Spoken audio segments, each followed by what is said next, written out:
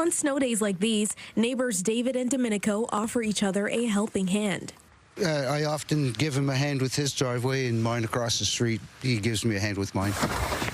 A simple favor that can go a long way to ease the stress off a shoveling job. It's just one tip health professionals suggest to avoid serious injury to the body and the heart.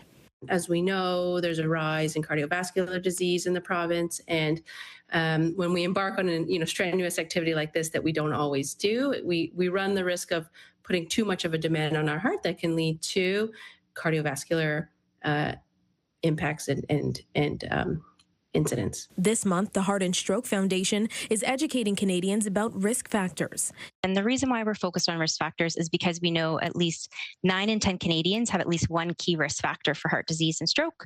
But the great news is 80% of heart disease, premature heart disease and stroke can be prevented through modifiable risk factors. That includes adequate exercise, sleep, diet, and controlling medical conditions like hypertension and high cholesterol. We know that only 16.7% of Nova Scotians have at least 5 fruit and vegetables a day, which is the recommendation that we would have for a healthy diet.